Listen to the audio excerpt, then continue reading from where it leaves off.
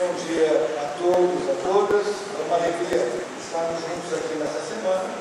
E também tem o Marcelo Carneiro à mesa, quem fala professor, Marcelo Carneiro, beleza? Mas todos nós temos um defeito de esquecer de corrigir o cabeçalho do currículo Lattes. Então ele é doutor em ciências da religião. E eu sei bem disso porque eu fui orientador, né? Então, com certeza ele é doutor em ciências da religião, mas a gente esquece de editar a parte do currículo Lattes que tem a história da gente. Contente também estar aqui com o Antônio e fazer parte desse trabalho aqui da área do livro. O tema Memórias Proféticas de Moisés no Novo Testamento, a figura de Moisés no Novo Testamento é algo que eu tenho percebido nas minhas pesquisas nos últimos anos. E agregado à figura de profeta, começamos a ver um imaginário que permeia as comunidades cristãs do primeiro século, um imaginário que une figuras, que une expressões que vêm do Antigo Testamento, mas também vêm do mundo greco-romano e vão se fundindo, vão se plasmando, vão se transformando em novas expressões de fé à medida que as comunidades cristãs vão reelaborando as suas memórias e os seus pensamentos. Só para se ter uma ideia, o profeta, e aí usando uma comparação, o profeta no Novo com o Nabi no Antigo, lembrando que o Novo, ele cria uma imagem nova de profeta, mas ele herda memórias, ele herda aspectos dessa figura do Antigo Testamento. No Antigo Testamento, nós temos 496 citações da palavra profeta Nabi. No Novo Testamento, nós temos 206 citações. Ou seja, um texto que tem quase que 25% do tamanho em termos de palavras do Antigo Testamento, ele tem quase que 50% das citações, de equivalência em citações. Ou seja, o Novo Testamento usa a palavra profeta proporcionalmente mais do que o próprio Antigo Testamento. Se compararmos o tamanho do Antigo Testamento, o número de palavras e a ocorrência dessa palavra no Antigo com a ocorrência da palavra no Novo, é lógico, quando chega no livro dos profetas se usa pouco a palavra, mas ainda assim é algo relevante. Também, quando olhamos a figura de Moisés, o nome de Moisés, no Antigo Testamento nós encontramos 855 citações em que o nome de Moisés aparece.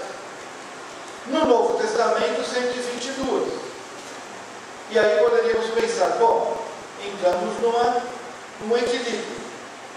Só que se nós descontarmos o conjunto de citações do Pentateuco, em que boa parte dos livros são narrativas sobre a vida de Moisés, onde mais aparece o nome de Moisés, e Moisés subiu no monte, e Moisés fez isso, e Moisés fez aquilo, nós encontramos no Pentateuco 697 vezes o uso do nome de Moisés. O que significa que 158 vezes aparece em todos os outros livros do Antigo Testamento. Aí eu tenho uma proporção interessante. O Novo Testamento, com 122 citações, usa quase o mesmo número de vezes, o mesmo número de citações, que o Antigo Testamento, levando em consideração os Nebiins e os Ketubins, deixando a Torá de fora. Então, quando deixamos a Torá, o Pentateuco de fora, e pegamos só os profetas, os anteriores, os posteriores, aliás, o povo do Antigo Testamento estava falando no primeiro dia sobre isso, eu brinquei com alguém e falei assim: me fala um profeta anterior. E aí a pessoa ficou na dúvida, eu falei: 1 Reis, 2 Reis, Josué. A gente tem que lembrar que os profetas anteriores pegam o que a gente chama de livros históricos. Então, pegando os profetas anteriores, os profetas, e pegando a sabedoria, quase que o nome de Moisés é citado o mesmo número de vezes que o Novo Testamento. Faço isso para chamar a atenção que tanto essa figura, o profeta, como também essa figura, Moisés, permeiam, as duas permeiam o imaginário que constrói o Novo Testamento, o imaginário das comunidades cristãs que constroem o Novo Testamento. E quem é profeta no Novo Testamento? Porque essa também é uma questão que nos chama a atenção. Por exemplo, Jesus, ele aparece e ele é reconhecido como profeta. Então, eu tenho vários textos bíblicos, eu vou citar alguns, porque eu estava olhando o tamanho hoje cedo e achei que o meu tempo não vai ser suficiente, então eu vou ter que encolher. Mas em Mateus 14, por exemplo, o Herodes está incomodado com Jesus, ele quer matá-lo, mas não dá, porque a imagem de João Batista, o povo o tem como um profeta. Em Mateus 21, no versículo 11, as multidões clamavam: este é o profeta Jesus de Nazaré da Galiléia, a entrada triunfal.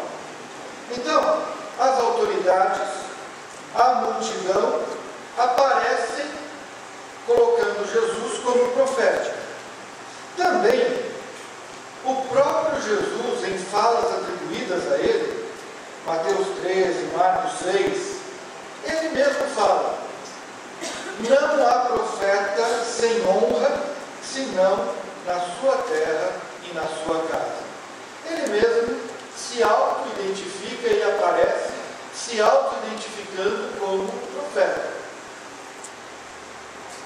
Então, Jesus é profeta. Não citei aqui o texto da mulher samaritana, tu és profeta, e tem mais vários outros textos. Também João Batista, ele aparece e é visto como profeta. Numa fala de Jesus, Mateus 11, Lucas 7, a pergunta: mas para que saíste? Para ver o profeta? Sim, eu vos digo, muito mais que profeta. Quer dizer, o povo que sai para encontrar o João Batista no deserto, vai encontrar quem? Está procurando quem? Está procurando um profeta. Também, Mateus 21, Marcos 11, Lucas 20, eu não tive a projeção, talvez o pessoal pense assim, mas nós vamos ter esse texto? Vamos sim, né, também. Temos a publicação do texto, então vocês terão acesso aos textos. Mas, nesses textos, Jesus, num diálogo de controvérsia, pergunta para o grupo que o acusa: de onde vem o batismo de João? Ou do céu ou dos homens? A resposta que eles vão dar é: não sabemos. Por quê? Porque em Mateus, por exemplo, 21, 26, e se dissermos dos homens, é para temer o povo, porque todos consideram João como profeta. João é considerado profeta. Mas também no Novo Testamento, retomando o Deuteronômio, entende que Moisés era um profeta. Em Atos 3, por exemplo, aparece: disse na verdade Moisés, citando Deuteronômio, o Senhor Deus vos suscitará dentre vós os irmãos um profeta semelhante a mim.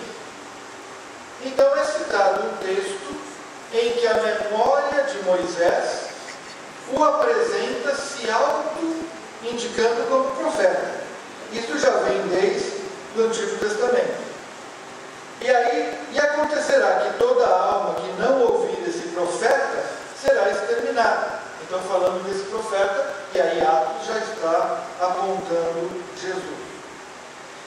E até o Samuel, Davi e outros aparecem descritos no Novo Testamento como profetas. Então, Moisés é profeta, Samuel é profeta, Davi é profeta, Jesus é profeta, João Batista é profeta. Mas encontramos também mulheres profetisas, as filhas de Filipe. Encontramos também pessoas do mundo greco-romano colocados como falsos profetas, Elifaz. Então essa figura, ela é amplamente presente nas memórias do Novo Testamento. A pergunta é: que profeta é esse? Porque aí eu tenho imagens diferentes para a função profética ou para essa personagem chamada profeta. Porque no mundo greco-romano, o profeta, ele é geralmente, e essa figura, essa palavra é agregada, geralmente as pessoas com o dom de adivinação. Participantes de cultos estáticos, cultos de mistério, que têm a capacidade de adivinhar o futuro ou os auguros. Quer dizer, se uma viagem vai ser boa ou ruim, se o casamento vai ser bom ou ruim, se o caminho vai ser bom ou ruim. Então, a possibilidade de ler o momento em que se vive. Encontramos, por exemplo, imagens ligadas à previsão de futuro. Atos 13 é muito interessante. Eu não consigo, gente, trabalhar evangelhos sem colocar Atos junto. Porque ele dialoga, ele é parte integrante de Lucas. Então, eu trabalho nessa perspectiva também. Atos 13, quando olhamos o texto vai dizer o seguinte: chegando a Salamina, anunciava a palavra de Deus na sinagoga judaica. Tinham também João como auxiliar. Havendo atravessado todas as ilhas até Pafos, encontraram certo judeu, mágico, falso profeta, de nome Bar-Jesus. O que é um falso profeta? E aí o texto vai dar a indicativa no versículo 10, quando ele é acusado de filho do diabo, cheio de todo engano, de toda malícia, inimigo da justiça. Não cessarás de perverter os retos caminhos do Senhor?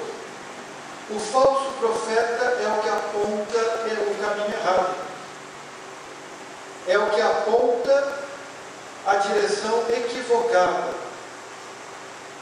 Ou seja, a perspectiva do ato profético aqui é daquele que ajuda a discernir o caminho.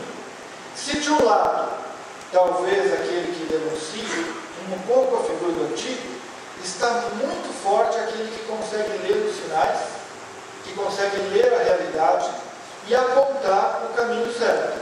Um falso profeta é aquele que perverte os caminhos do Senhor. Mas, numa versão positiva, Atos 21, encontramos o seguinte: no dia seguinte, partimos para Cesareia, e entrando na casa de Filipe, o evangelista, que era um dos 7, ficamos com ele. Tinha este 4 filhas donzelas que profetizavam. Eu tenho 4 profetisas. E aí vem o interessante. Demorando ali alguns dias, desceu da Judéia um profeta chamado Ágabo, e vindo ter conosco, tomando o cinto de Paulo, ligando com ele os próprios pés e mãos, declarou: isto diz o Espírito Santo, assim os judeus em Jerusalém farão ao dono deste cinto e o entregarão nas mãos dos gentios.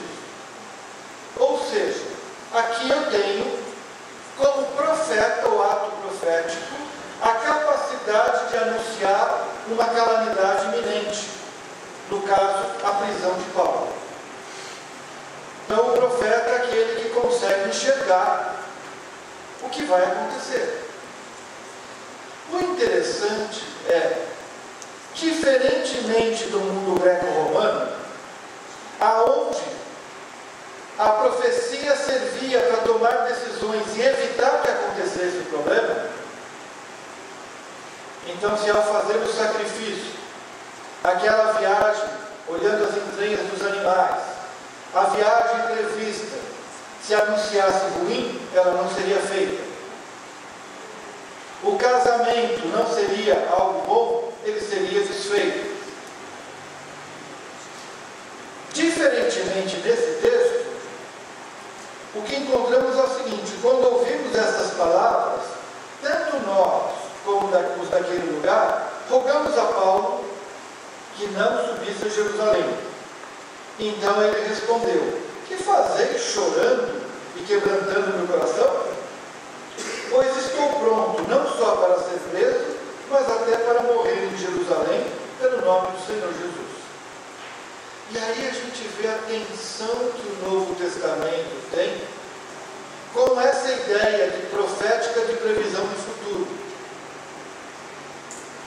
O servo de Deus não foge do seu compromisso, não foge do seu futuro, não foge da vontade de Deus.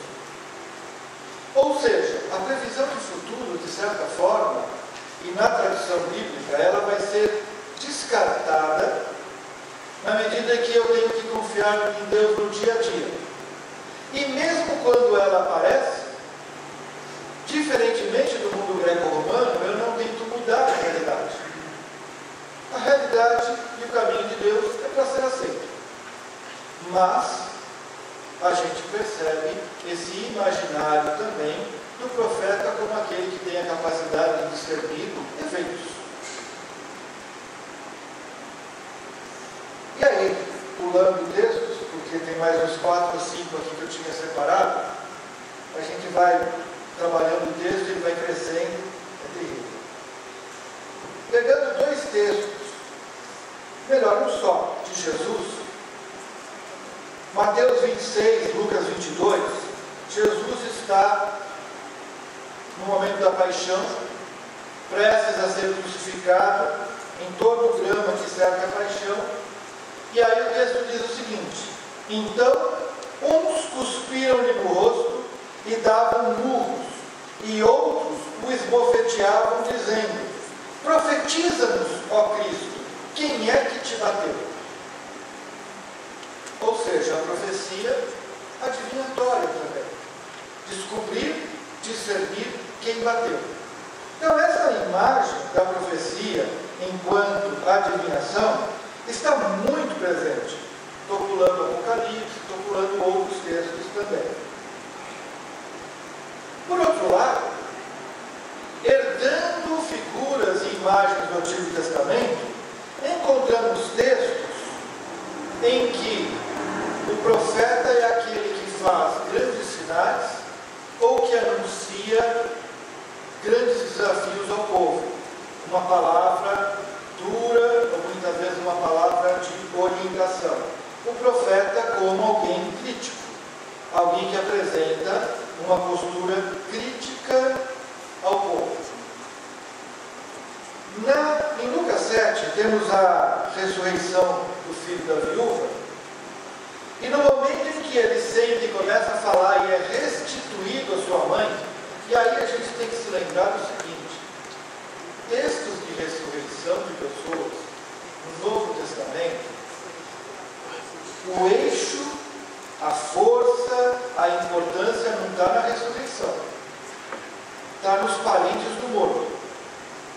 Porque uma das coisas mais tristes é a pessoa morrer, ressuscitar para morrer de novo. Aquele que morreu está com a sua vida resolvida. O maior drama da existência humana, a finitude, já foi enfrentado. Voltar à vida para morrer de novo é reviver o drama. mortos, na tradição bíblica, é na verdade a ressurreição da família. No caso de Lázaro, as irmãs estavam lá pranteando e os judeus estavam discutindo sobre quem ia consolar as irmãs. Leia-se, quem ia assumir a família, quem ia se casar com elas e ser dono delas e dos bens. A ressurreição de Lázaro restitui a Marta e Maria a sua autonomia, a sua vivência, e elas são livres de viver debaixo do poder de alguém que vai assumir essa família. A lei do cunhado, a lei do parente, que assume a viúva sozinha. No caso da viúva aqui, a mãe do garoto, também uma viúva e mãe de um filho único. A vida dela estava destruída. Então, no momento que o filho é restituído à mãe e a vida dela é feita, o texto diz: todos ficaram possuídos de temor e glorificaram, dizendo: grande profeta se levantou entre nós e Deus visitou o seu povo. A visita de Deus ao povo é a restauração da vida. Não necessariamente só a ressurreição dos jovens, mas fundamentalmente a restituição da vida da viúva, que é uma das categorias mais sofridas do Antigo Testamento e que precisa de proteção. Então, o profeta é a visita de Deus ao seu povo. É aquele que realiza sinais da visita de Deus ao seu povo. E o próprio Jesus, ele fala. Quando o povo quer saber quem ele é, ele manda um recado para Herodes. E aí é o profeta que tem a palavra dura, é o chato do primeiro dia do nosso evento, com a fala do professor Ademar. Ele diz o seguinte: ele, porém, lhes respondeu: ide dizer a essa raposa que hoje e amanhã expulso demônios e curo enfermos. No terceiro dia terminarei.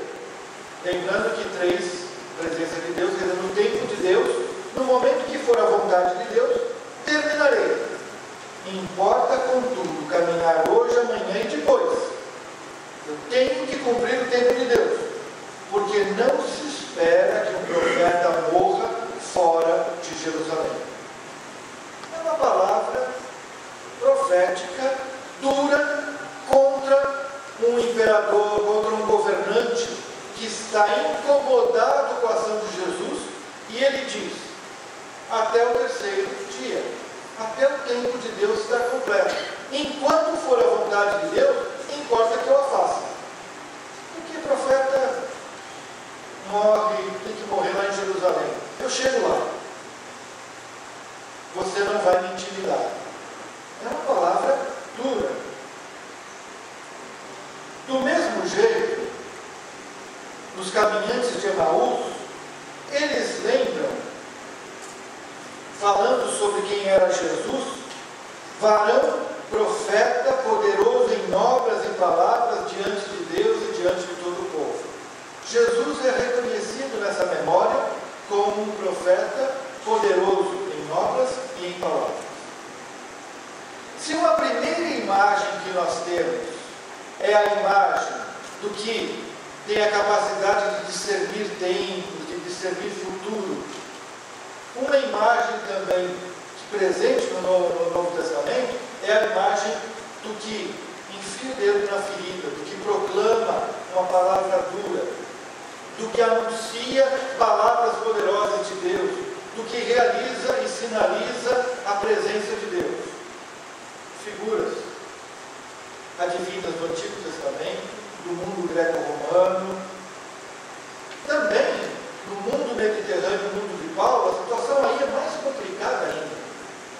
Paulo enfrenta uma somatória de... E aí, quando eu falo Paulo, não Paulo somente, mas todo o entorno paulino, o mundo que cerca as comunidades do Mediterrâneo, de memória paulina e de textos paulinos. Primeiro,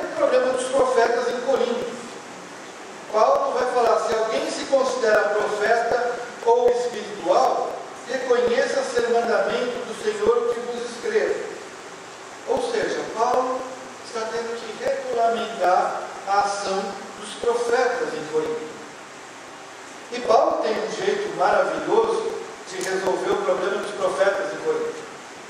Se alguém tem palavra de profecia, fala.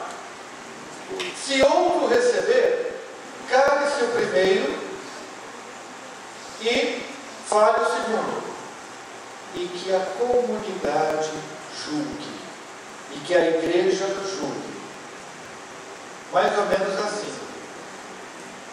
Tenho para vocês uma palavra profética que o Senhor me revelou, que vocês vão me ouvir até as 4 horas da tarde. Aí, Conselho Paulino, vamos fazer um plebiscito a favor de ficar aqui sem almoço até 4 horas da tarde. Que reconhece como palavra profética, levante a mão. Certo? Ou seja, a autoridade do profeta não está no profeta, mas está na comunidade que julga a profecia. Então percebemos que há conflitos que cercam a situação da profecia e tem que ser regulamentado nos cultos lá de Corinto. Do mesmo jeito, nas memórias aparece em Tito uma citação de um profeta extra-comunidade, que diz o seguinte: foi mesmo dentre eles um seu profeta que disse: cretenses, sempre mentirosos, feras terríveis, ventres preguiçosos. Aí o texto vai dizer assim: essa palavra é boa, esse profeta está certo, vocês são tudo sem vergonha. Então usa uma palavra de um profeta a essa comunidade para ter uma palavra dura com a própria comunidade. Então as figuras, as imagens, os papéis, percebemos que eles são marcados por uma ambiguidade muito grande. O próprio Jesus aparece, por exemplo, no Evangelho de João, como alguém que tem a capacidade de discernir a vida das pessoas.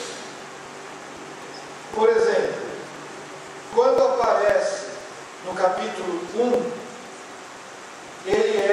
o João Batista diz: eu não sou profeta. O profeta é o Jesus. Aí no capítulo 4, ele é reconhecido como profeta pela mulher samaritana. Por que ela diz que ele é profeta? Porque ele diz o seguinte, ao que respondeu a mulher: não tenho marido. Replicou-lhe Jesus: bem disseste, não tenho marido, porque 5 maridos já tiveste, e esse que agora tens não é teu marido. Isso disseste com verdade. Jesus tem a capacidade de discernir eventos da vida da samaritana. Esse caráter místico, adivinatório, está presente também. Porém, ele é visto no próprio Evangelho de João, no capítulo 6, depois da multiplicação dos pães, como alguém que faz sinais que apontam a glória de Deus. Vendo, pois, dos homens o sinal que Jesus fizera, disseram: este verdadeiramente o profeta que deveria vir ao mundo. Então, no mesmo Evangelho, eu tenho essas figuras confundidas, plasmadas.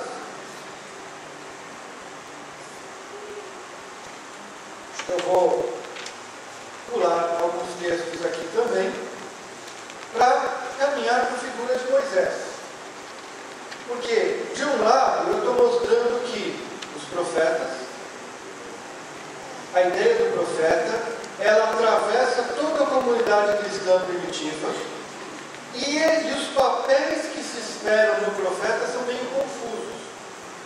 Adivinhador, previsão do futuro, anunciador de caminhos errados, acusador dos desvios. Quer dizer, tudo isso está presente e faz parte desse mosaico primitivo. Eu diria que não somos tão diferentes da comunidade primitiva. Eu acho que entender o cristianismo primitivo é um bom caminho para também entender as nossas comunidades hoje. Já a figura de Moisés, primeiro, chama a atenção cada vez mais a presença de Moisés no Novo Testamento. Eu escrevi há algum tempo atrás, apresentei um texto na Bíblia, o primeiro encontro que teve da Bíblia aqui, sobre a figura de Moisés em Mateus. Está publicado num livro da coleção brasileira que foi feito para homenagear aí o professor Rui, quando ele fez acho que 60 anos, né? Então era um livro que na capa tem aquele onde está o Rui, né? Que a gente tem que achar o Rui. Lá eu tenho um artigo sobre Moisés em Mateus. Em primeiro lugar, é muito conhecido nas pesquisas que o Evangelho de Mateus, ele cola a história de Moisés, a história de Jesus, à história de Moisés. Jesus nasce, é perseguido, vai para o Egito, volta, sobe no monte, tem 5 ensinamentos, e depois morre. E aí alguma coisa está errada. O Moisés morre no final e não entra na terra prometida. Mas o Jesus, quando morre, alguma coisa diferente acontece. Naquele artigo, eu trabalhava que o Moisés que influencia o Evangelho de Mateus não é o Moisés do Pentateuco, mas é o Moisés da Assunção de Moisés. Um escrito apócrifo que circulava amplamente no primeiro século, na qual o fim desse escrito tem um justo que morre, e quando esse justo morre, o juízo de Deus é inaugurado. E quando Jesus morre em Mateus, tem toda uma série de eventos, de cataclismas, que mostram que começou o juízo de Deus. O reino de Deus já está presente. Na tensão do já e do ainda não, mas a morte de Jesus inaugura o reino de Deus. Ele é o justo que provoca o juízo. Então o Evangelho, a figura de Moisés, ela não é necessariamente só a figura lá do Pentateuco. Mas um grande conjunto de escritos acabam também influenciando esse imaginário. John Ashton, que lamentavelmente faleceu o ano passado, é um grande comentador aí do Evangelho de João. No seu último livro, agora é o último livro mesmo, ele escreveu em 2014 e não publicou nada depois disso, o Evangelho de João e as origens cristãs. Ele tem na primeira parte do livro toda uma discussão sobre a figura de Moisés no Evangelho de João. E ele começa com uma discussão muito interessante, olhando afrescos da Capela Sistina nas paredes laterais. E ele diz o seguinte: esses afrescos eles foram pintados em épocas diferentes, por artistas diferentes. Porém, de um lado aparece a vida de Jesus, do outro lado aparece a vida de Moisés. E cada quadro da vida de Jesus, ela é paralela aos quadros da vida de Moisés. E ele dizia o seguinte: o que esses pintores perceberam? Inconscientemente, eles leem nos evangelhos essa aproximação da figura de Jesus à figura de Moisés. A história de Jesus é contada, impactada pela história de Moisés. Então são destacados elementos na qual a figura de Moisés, ela quase que serve de modelo para contar a história de Jesus. E aí o Washington vai mostrar que em vários lugares do Evangelho de João, e aí eu não posso detalhar, mas eu recomendo vocês, o livro só tem inglês, não foi traduzido ainda para o português, mas aqueles que tiveram acesso vale a pena ler. Aliás, assim, é muito divertido, porque eu gosto muito desse livro, mas eu não concordo com as conclusões dele. Aquelas coisas bem que a gente gosta, mas a gente aceita, a gente gosta mesmo aquilo que a gente não concorda. Porque na medida que ele vai mostrando textos, por exemplo, em João, no capítulo 3, Jesus é apresentado como a serpente que foi erguida no deserto. Não tem imagem mais próxima de Moisés, que ergueu a serpente no deserto, do que o Jesus erguido na cruz para perdoar os pecados, para curar. Também ele vai falar, e aí eu não concordo com ele arranca o capítulo 6 e junta o capítulo 5 e o capítulo 7 para mostrar que é uma realidade. Jesus atravessa o mar, faz discurso, tem toda uma lógica lá de Moisés. Mas deixa o capítulo 6 lá no meio que ele está bem, não está ruim não. Essa é a grande tentação de quem pesquisa João. É doido para desmontar ele e tentar reorganizar ele melhor. Eu falo que a organização final está boa, não dá para mexer. E aí, o Ashton vai dizer o seguinte, que o objetivo do Evangelho de João é superar a figura de Moisés com a figura de Jesus. E eu acho que não. Aí não tem uma disputa de quem é o maior, de quem é o menor. Mas o que nós temos são figuras que vão se unindo, que vão se plasmando, e que um imaginário de Moisés, que é rico para o mundo aonde esses textos circulam, Jesus, ele aparece ligado a essa figura. Ele vem com essa autoridade, ele vem com essa mesma prática. Ou seja, ao se contar a história de Jesus influenciado por Moisés, o grande anúncio é: Jesus está dentro da linha daqueles e daquelas que trouxeram para nós a novidade de Deus. É profeta como Moisés, é profeta como outros que vieram. É alguém que se junta e que está ligado a essa figura. Então não dá para falar como alguns pesquisadores de Mateus: Jesus é o novo Moisés, que é para tentar converter judeus. É mais do que isso. É uma comunidade judaico-cristã que reconhece em Jesus essa autoridade na continuação, na esteira dos patriarcas, dos pais, e que cumpre esses papéis. Papéis de anunciar, papéis de dirigir, papéis de apontar caminho, papéis de redimir o povo. Por isso, nós percebemos, e aí eu tenho mais 15 minutos.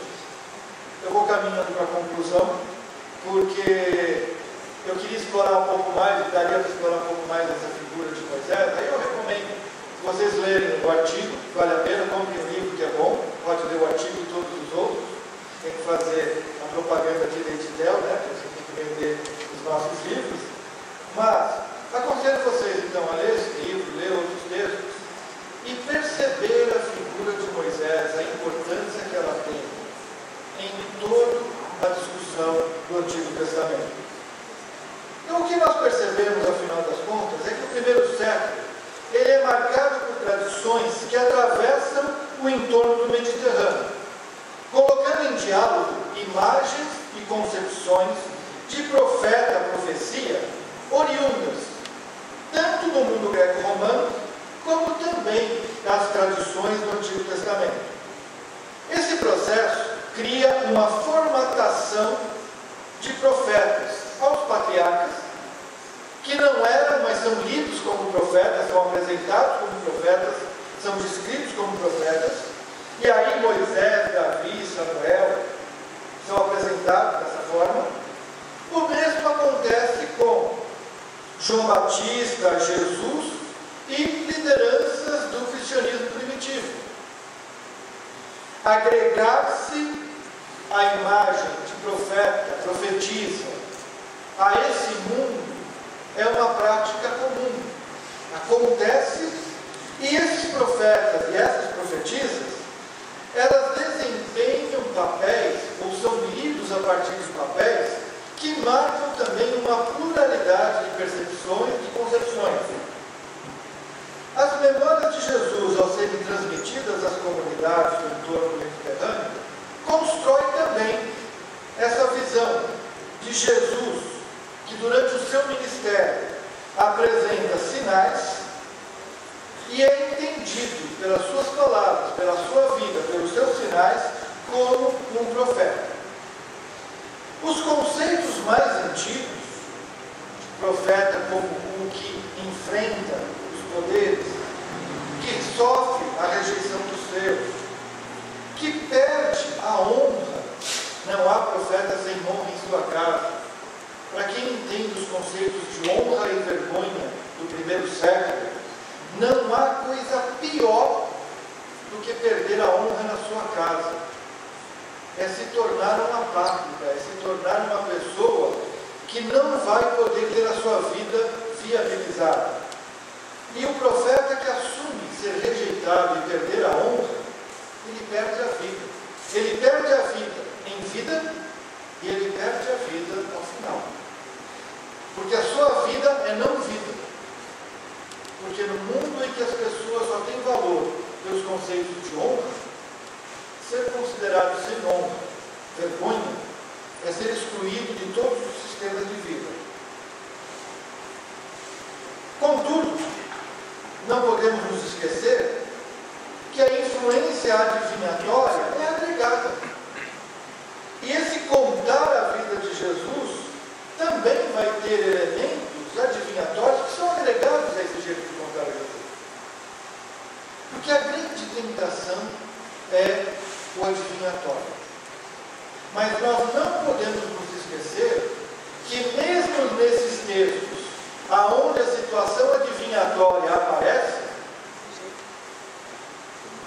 a adivinhação não cede à tentação do mundo greco-romano de usar a adivinhação para mudar o caminho, para mudar o que pode acontecer, para mudar aquilo que pode ser ruim e eu não quero que aconteça. Muito pelo contrário, reafirma o discurso de fé de que mais importante é seguir o caminho de Deus do que mudar os caminhos diante da adivinhação. Ou seja, mesmo a tentação adivinhatória estando presente, as regulamentações que vão surgir vão tentar colocar sempre a dependência de Deus como elemento maior do que a possibilidade de prever o futuro para evitar desastres ou conflitos. As imagens de Jesus ligadas a Moisés, o Jesus como profeta, o Jesus como Messias, o Jesus como luz, o Jesus como pão, essas imagens mostram que esse Jesus, ele é agregado a esses conceitos que dão significado à vida das comunidades. Conta-se a história de Jesus e liga-se a figura de Moisés, a figura de profeta e outras figuras para dar à história de Jesus o significado e a importância de que elementos fundamentais para a vida se encontram em Jesus. Não há vida sem Jesus. Sem Jesus não há luz. Sem Jesus não há pão. Sem Jesus não há profecia. Sem Jesus não há história da salvação. Moisés e Jesus. Nessa ligação, então, a profecia aparece como um elemento fundamental para a existência da vida.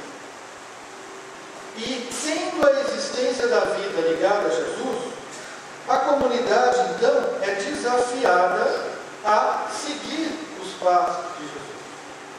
Por isso, o que nós percebemos ao final é que nas tradições do Novo Testamento, embora marcadas pela heterodoxia, temos ao mesmo tempo desafios para uma vivência cristã das comunidades do entorno do Mediterrâneo, firmadas nessa vida de Jesus, em que todos os elementos, por mais heterodoxos que sejam, por mais diferentes que sejam, acabam ganhando uma conotação da relevância da importância da vida. Por isso Jesus profeta, ou Moisés profeta, ou Jesus Moisés profeta, ele é, na verdade, uma proclamação de identidade das comunidades cristãs que não querem abrir mão desse elemento fundamental da vida, que é Jesus, na qual todos esses elementos se congregam e fazem com que a vida só tenha sentido a partir disso. A profecia é necessária. A história da salvação, ela é necessária. O pão, a luz, a vida, são necessários. E sem Jesus, tudo isso perde o sentido. Por isso, essas histórias, ao plasmarem todos esses sentidos, oferecem um modelo para ser seguido. E com isso, as comunidades acabam tendo, nessas próprias histórias, uma proclamação profética de um Jesus que conclama um compromisso de vida que vai além dos padrões do mundo greco-romano e do mundo judaico. Obrigado.